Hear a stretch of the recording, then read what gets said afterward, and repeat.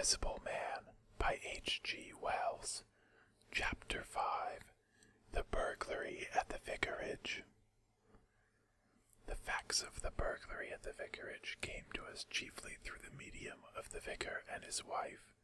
It occurred in the small hours of Whit Monday, the day devoted in Epping to the club festivities.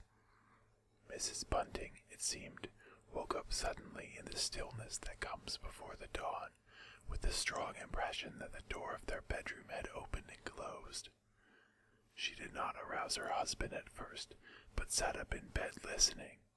She then distinctly heard the pat, pat, pat of bare feet coming out of the adjoining dressing room and walking along the passage toward the staircase.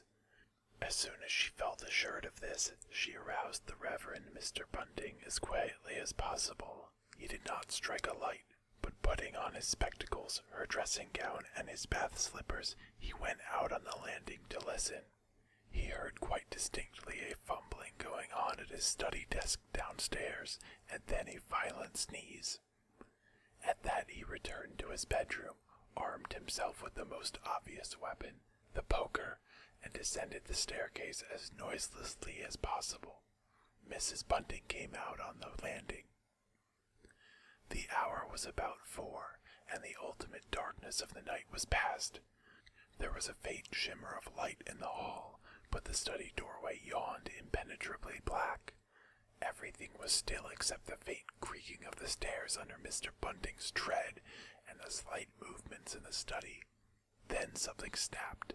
The drawer was opened, and there was a rustle of papers. Then came an imprecation, and a match was struck, and the study was flooded with yellow light. Mr. Bunting was now in the hall, and through the crack of the door he could see the desk and the open drawer, and a candle burning on the desk. But the robber he could not see. He stood there in the hall, undecided what to do, and Mrs. Bunting, her face white and intent, crept slowly downstairs after him. One thing kept Mr. Bunting's courage, the persuasion that this burglar was a resident in the village. They heard the chink of money, and realized that the robber had found the housekeeping reserve of gold, £2.10 in half-sovereigns altogether. At that sound Mr. Bunting was nerved to abrupt action. Gripping the poker firmly, he rushed into the room, closely followed by Mrs. Bunting. "Surrender!" cried Mr. Bunting fiercely, and then stooped amazed. Apparently the room was perfectly empty. Yet their conviction that they had, that very moment, heard somebody moving in the room had amounted to a certainty. For half a minute, perhaps, they stood gaping.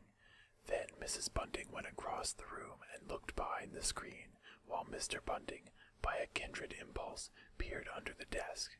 Then Mrs. Bunting turned back the window curtains, and Mr. Bunting looked up to the chimney and probed it with the poker.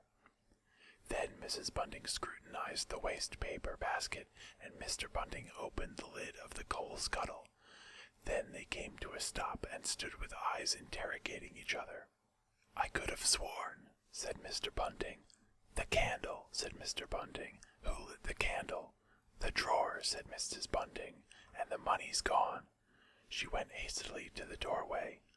Of all the strange occurrences! There was a violent sneeze in the passage. They rushed out, and as they did so the kitchen door slammed. "Bring the candle," said Mr. Bunting, and led the way. They both heard a sound of bolts being hastily shot back.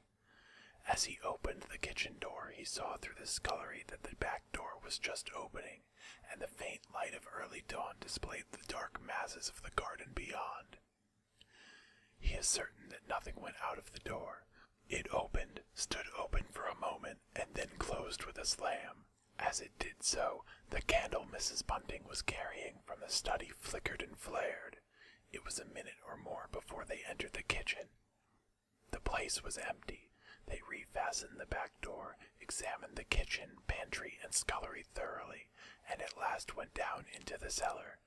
There was not a soul to be found in the house, search as they would. Daylight found the vicar and his wife, a quaintly costumed little couple, still marveling about on their own ground floor by the unnecessary light of a guttering candle.